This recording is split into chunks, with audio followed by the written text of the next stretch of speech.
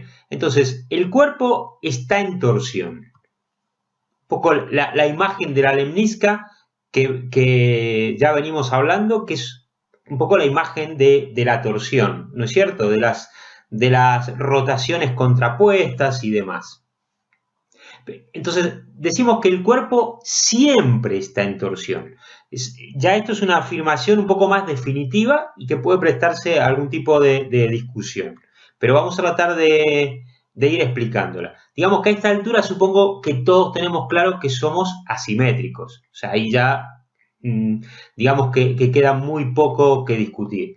Digamos que mi duda es que, a pesar de que todos sabemos que somos asimétricos y que los pacientes son asimétricos, a veces seguimos empeñados en simetrizar al paciente, ¿no? O sea, alguno a lo mejor se estará preguntando esta cuestión. Digamos que en este vídeo daremos algunos fundamentos sobre la asimetría, que también para entender lo que es la simetría y de qué manera la tendremos que tener en cuenta en el tratamiento. Pero sobre todo nos interesa aclarar cuándo considerar que esta asimetría es fisiológica y cuándo no. O sea, partimos de la base de que somos asimétricos, no hay discusión. Ahora, está claro, digamos, todos también tenemos claro que hay asimetrías fisiológicas y asimetrías no fisiológicas. Entonces, vamos a dar pautas para entender estas asimetrías. Comprenderemos también en este capítulo por qué en el cuerpo no hay nada que sea recto. Nada. Entonces, basta de poner recta a las personas y a los pacientes. Y entenderemos por qué el sistema facial y por ende todas las estructuras del cuerpo que dependen de él se mueven dibujando torsiones o lemniscas. Vamos a profundizar, claro está, sobre este concepto. Y lo mejor de todo, comprender que lo normal es la torsión, para que no haya más dudas al respecto. Así que allí vamos. Vamos a mencionar dos reglas importantes para entender este concepto, y solo dos reglas. Y con estas dos reglas vamos a comprender muchas cosas que nos van a servir de mucho en el tratamiento. Y estas reglas tienen que ver con el sistema nervioso, nada más ni nada menos, a este que le damos tanta importancia en la explicación de la biomecánica, tanta importancia en el abordaje terapéutico. Entonces, decimos que el sistema nervioso distribuye el tono o la tensión miofacial de una manera determinada, ¿no? Esta frase por ahí no se entiende del todo, pero ahora seguro que se va a aclarar con lo que viene. Digamos que a lo que nos referimos es a que un poco caprichosamente o digamos habrá una causa detrás, pero hay una distribución arbitraria del tono muscular por el sistema nervioso.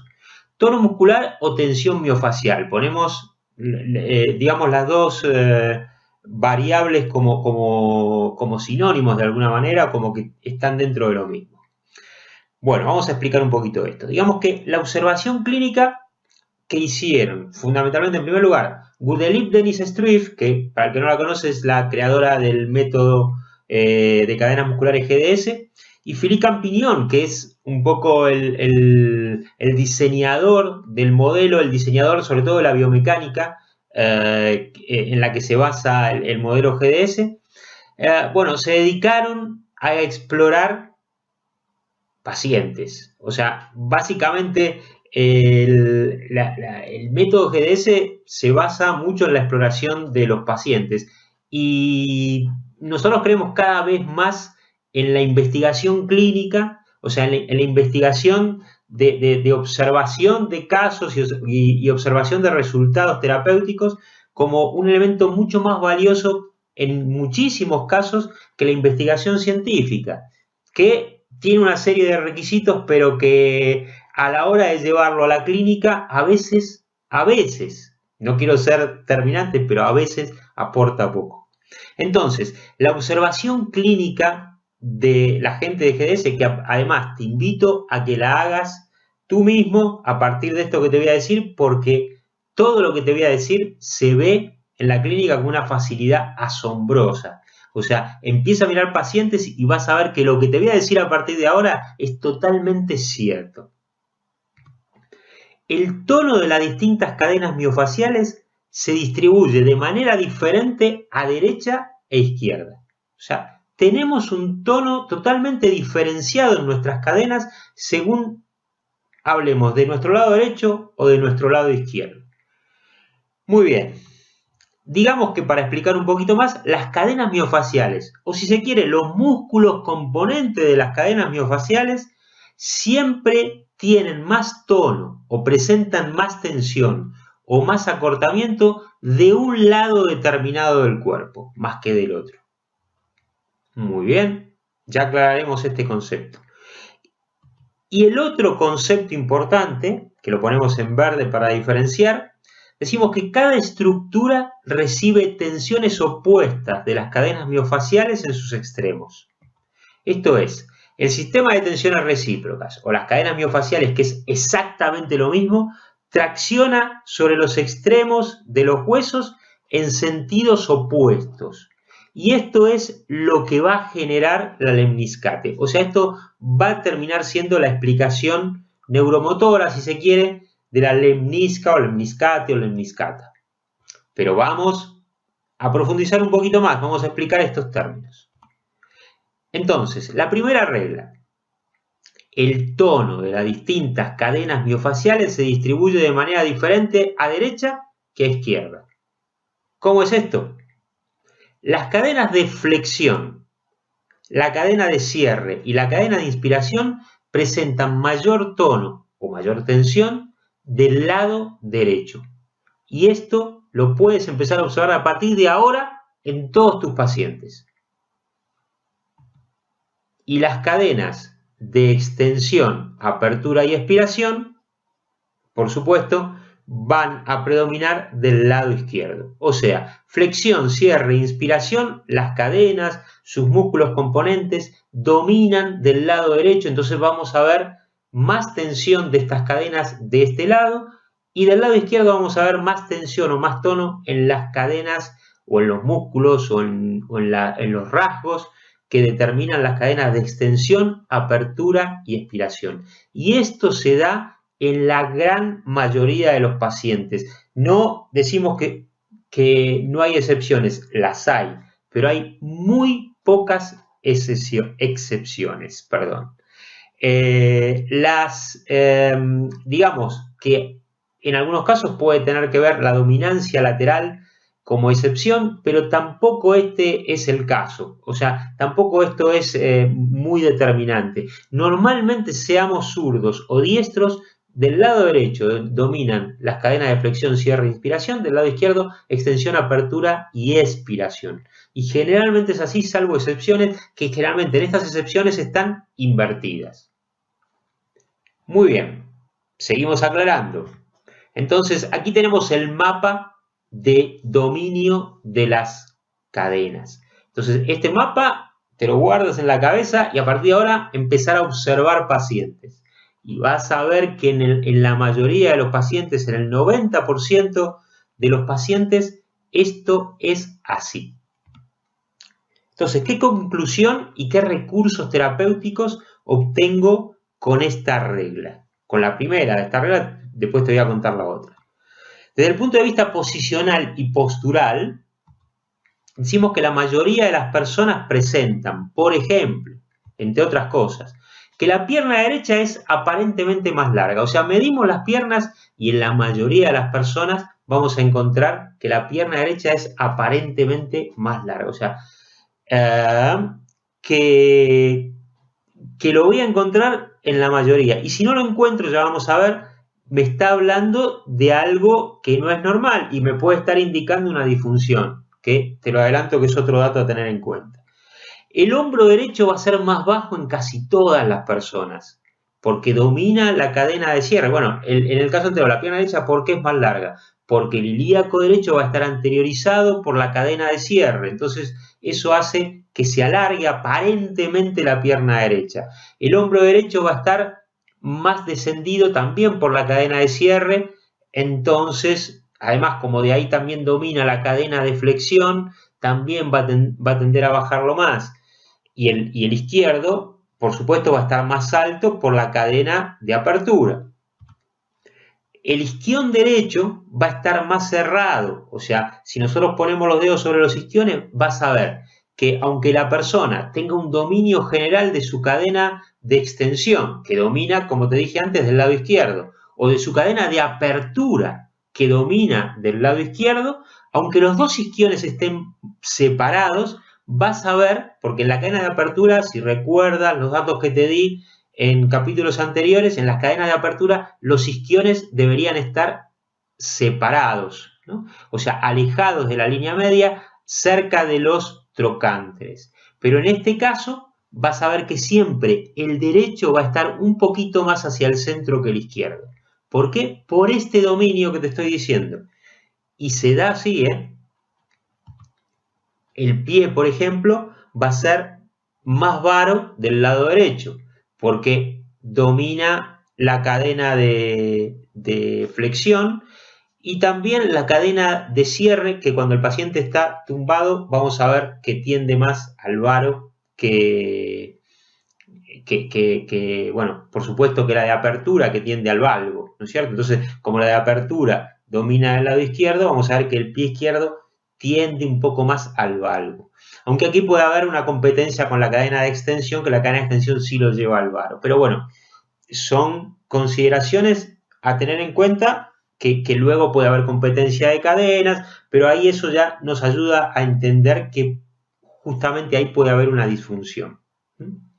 Pero bueno, esta es la tendencia. Entonces, si vemos, por ejemplo, en un modelo de, digamos, un dibujo esquemático del cuerpo. Espera, a ver, voy a dibujar con la pluma. Muy bien, vamos a ver, entonces, este paciente está de espalda. Entonces, si está de espalda, vamos a ver que este isquión, que es el izquierdo, va a estar más separado. Por lo tanto, el derecho va a estar más junto. ¿Por qué más junto? Por la cadena de cierre y la cadena de flexión que dominan del lado derecho. Para esto hay que acordarse las características y las huellas de cada cadena, ¿no es cierto? También, este es el lado izquierdo, lo vamos a encontrar más ascendido por la cadena de apertura. El lado derecho, vamos a ver que la clavícula va a estar inclinada y va a tender a descender un poco más. Esta escápula va a estar más basculada hacia afuera por la cadena de cierre, lado derecho, este que te marco aquí, ¿no es cierto? Está el paciente de espalda. Bueno, y así vamos a ver que normalmente la pierna derecha va a tender más al valgo y la pierna izquierda va a tender, el miembro inferior izquierdo va a tender más al varo. Y esto es una tendencia que lo vas a encontrar en la mayoría de tus pacientes. Seguimos. Y en relación con las disfunciones, ¿qué nos aporta este concepto? Digamos que las disfunciones relacionadas con las cadenas de flexión, cierre e inspiración se van a encontrar predominantemente del lado derecho. Porque, digamos, eso sería una disfunción justamente fisiológica.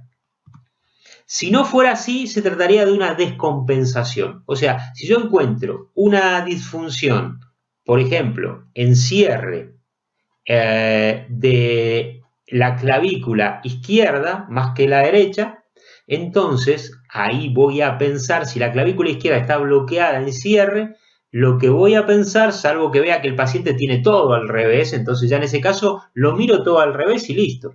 Pero si no es así, entonces lo que tengo que pensar es que hay una descompensación, o sea que hay un bloqueo en otra parte del cuerpo que obliga a compensar del lado izquierdo en cierre. Te doy un ejemplo, por ejemplo, una hernia hiatal, el estómago, el esófago, el diafragma del lado izquierdo pueden generar un cierre de protección de las costillas y luego reflejarse en el hombro, ¿no? Entonces, eso es una descompensación del cuerpo. Por eso voy a encontrar un cierre, un bloqueo en cierre del hombro izquierdo de ese paciente. Muy bien. Entonces, por lo tanto, de todas esas diferencias, derecha e izquierda, en el plano frontal que observamos, podemos ver cuáles son fisiológicas y cuáles no. Entonces, una disfunción fisiológica se corresponde con el lado dominante de la cadena. Entonces, son disfunciones más fáciles de entender, de interpretar y de corregir. En cambio, si la disfunción se da en sentido cruzado, en sentido opuesto, lo más probable es que tengas que buscar la causa por otro lado. Muy bien. Nunca más entonces vamos a tratar de conseguir que las dos piernas tengan el mismo largo aparente, porque no es normal. O sea, todos tenemos una pierna aparentemente más larga y debería ser la derecha, porque si tenemos la izquierda es que o tenemos todo al revés, que entonces, bueno, es nuestra fisiología totalmente al revés de lo que te conté, o sea, las que te dije del lado izquierdo van del lado derecho y viceversa. Y si no es así, si yo tengo la fisiología normal, es que tengo un problema. O sea, si mi pierna más larga es la izquierda, seguramente hay una descompensación como la que te conté del hombro. Y después, cuando corregimos, a ver, yo puedo en la camilla conseguir que las dos piernas queden igual. O sea, si trabajo sobre las cadenas para equilibrar, puedo conseguir que las dos piernas queden igual, pero te puedo asegurar que en cuanto se bajó de la camilla, en cuanto se movió un poco, se vuelven a desequilibrar, porque el tono, siempre va a haber un tono dominante de un lado o del otro, porque somos asimétricos. Entonces, el medir el largo de pierna es una referencia, pero nada más. Muy bien. Segunda regla importante. Cada estructura recibe tensiones opuestas de las cadenas miofaciales en sus extremos. Esto es, en la extremidad proximal de los huesos pares, vamos a ver que domina la rotación externa y en la extremidad distal domina la interna. Interesante, ¿no es cierto? Entonces, en todos los huesos pares, si yo analizo la extremidad proximal, va a haber siempre un dominio de la rotación externa y la extremidad distal siempre un dominio de la rotación interna, dentro de un patrón general que en cada persona puede ser un patrón general más de rotación externa o más de rotación interna. Pero luego, en el análisis de los extremos, la normalidad es esta que te cuento. Y de aquí vamos a poder sacar también muchas conclusiones. Bueno, si analizamos un poco a la persona, aquí sería el mapa mental. Tenemos espera, voy a buscar el láser mejor. Ahí está. Tenemos extremidad proximal del fémur, siempre va a haber un dominio de la rotación externa y la extremidad distal, dominio de la rotación interna. Aunque esta persona esté en apertura, si está en apertura, bueno, la pierna va a tender un poco más a la rotación externa, pero dentro de esa tendencia general, aquí debería ir a la rotación externa y aquí a la interna, porque si no es así, si las dos van a la rotación externa, ya vamos a hablar que hay un problema. O sea, te va a indicar justamente que hay un problema. Muy bien, seguimos. Por ejemplo, en el brazo izquierdo pasa exactamente lo mismo. Y en el derecho también. O sea, aquí, más allá de la dominancia, siempre extremidad proximal, rotación externa, extremidad distal, rotación interna. Entonces, si un hueso, si una estructura rota en su extremidad, o sea, rota en su fisiología normal, en la extremidad proximal en un sentido y en la distal en otro, ¿eso qué significa?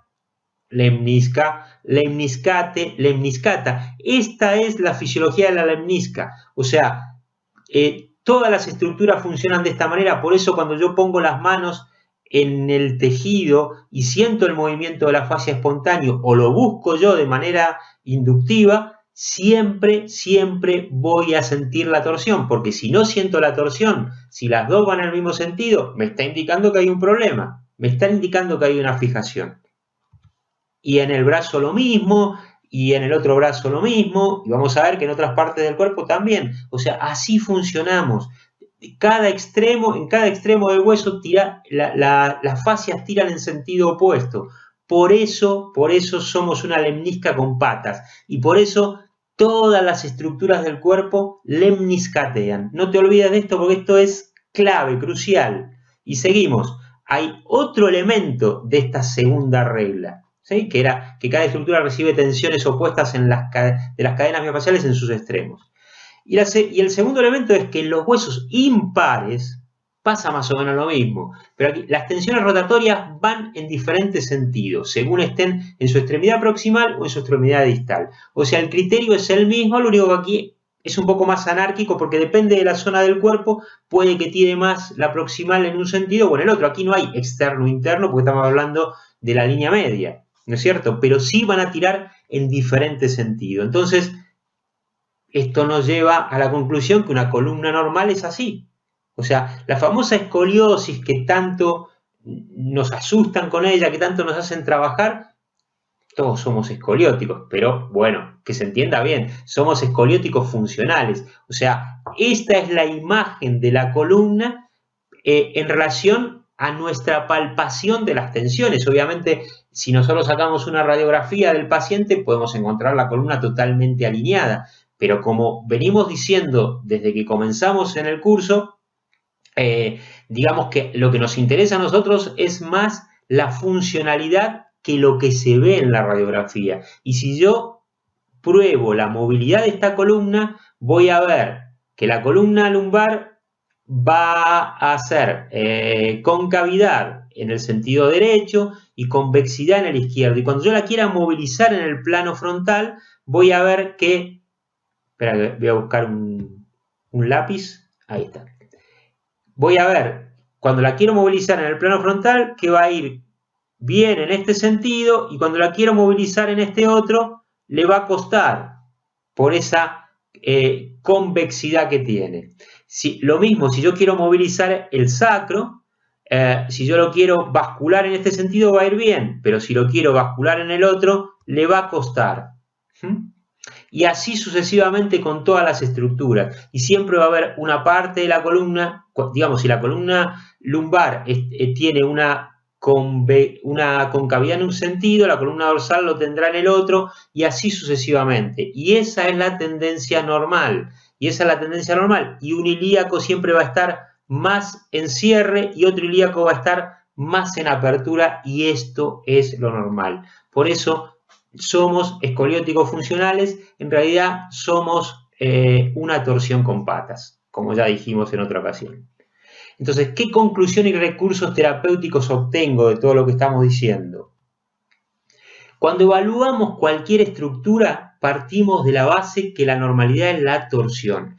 Y nos dejamos de joder con la rectitud y con querer ver todo recto, porque eso no existe. O sea, lo podemos ver en una radiografía recto cuando la persona está perfecta, pero si nosotros analizamos la funcionalidad es en torsión.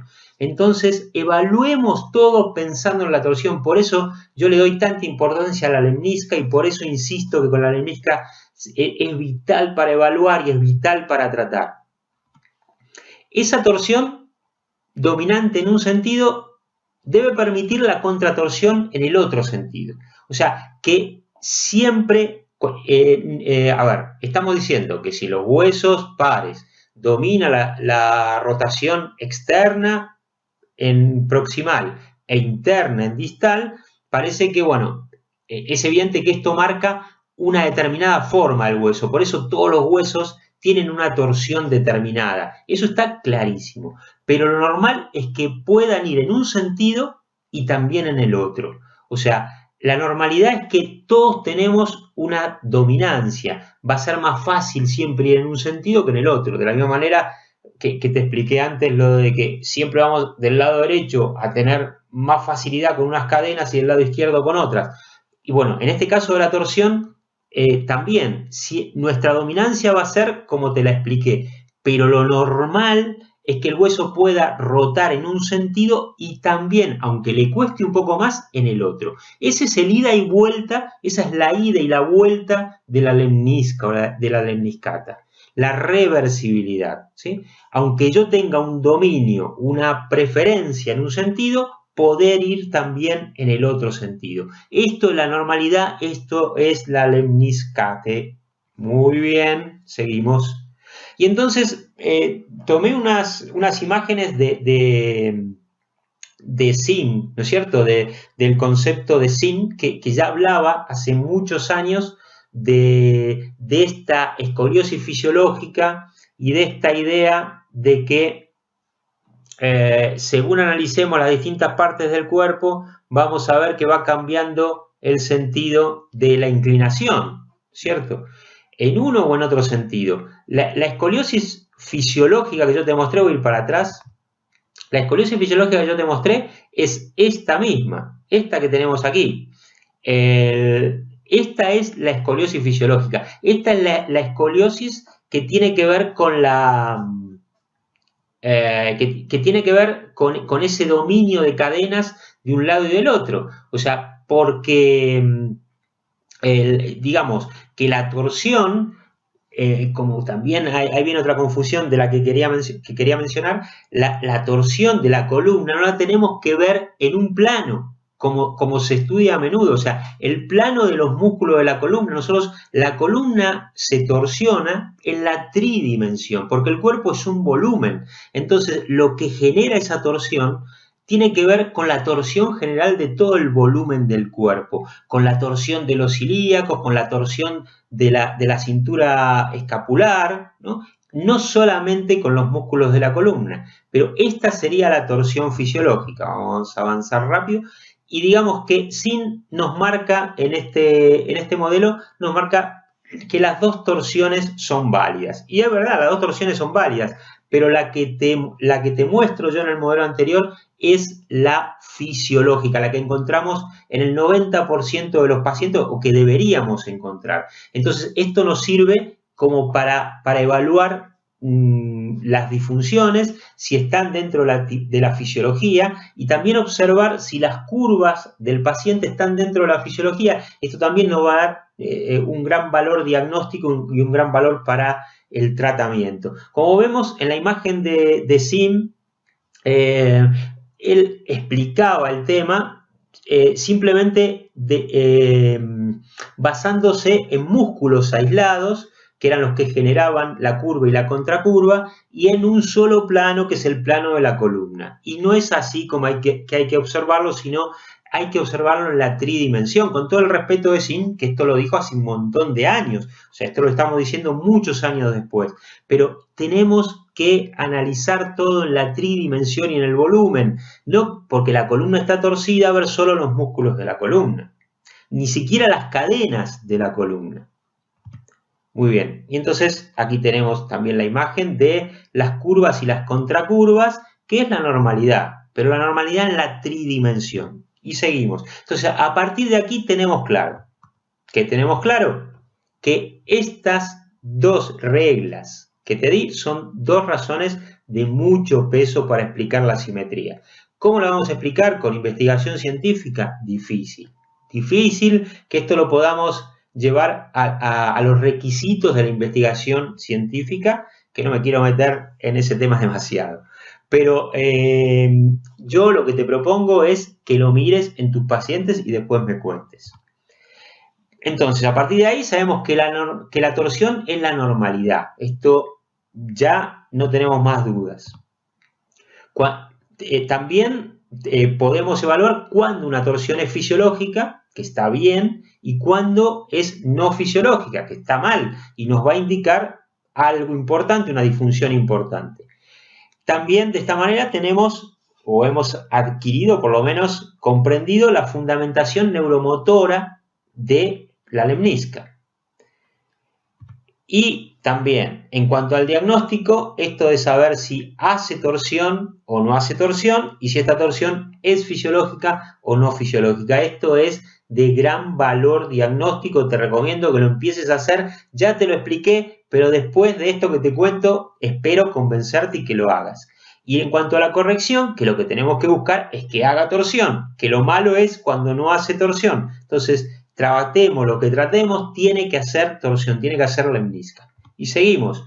No te vayas, porque si esto te gustó, lo que viene ahora es lo mejor. Chao, nos vemos.